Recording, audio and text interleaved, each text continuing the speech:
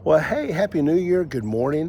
My resolution evidently wasn't to post before daylight every morning, but pretty pleasant weather for New Year's Day, January the 1st.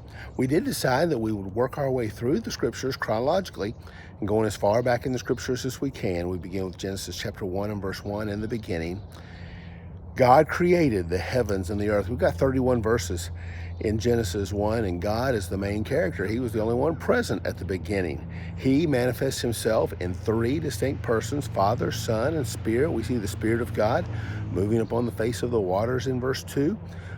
We see God later in the text, verse 26, let us make man in our image, using plural, first person plural language there.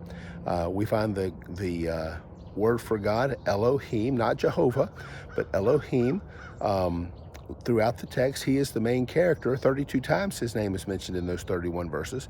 And Elohim is a plural word. When we see the word seraphim, the word cherubim, angelic beings, that I am suffix there is a pluralization of language in the Hebrew language. And so for God to use the word Elohim shows a plurality of the Godhead, Father, Son, and Holy Spirit. So we see very, very distinct language, even in the very, very beginning, that lets us know the Trinitarian view of God is an accurate view. And God set the whole ball in motion as far back as we want to go. Usher, in his dating, determined that God created the heavens and the earth and began the process of creation in verse 3, let there be light, about 4004 BC. If we use that dating method, we come up with a planet that's like 6,020 years old. I don't know that that's completely accurate. I like that dating. I like an early date for the Earth, but I'm not smart enough to have come to those conclusions by myself for sure.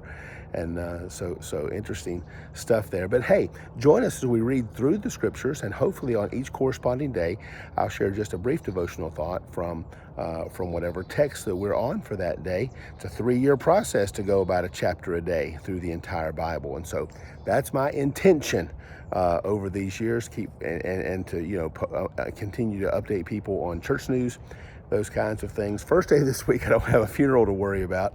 Only officiated one myself, but I attended 2 others this week. And looking forward to the Lord's Day, January the 4th, Sunday, doing some study out of Genesis chapter 3, getting ready for the message there. But I hope you have a great new year. Hope the Lord will give you some worthy goals to accomplish, and the energy as well as his providential blessing to achieve those goals.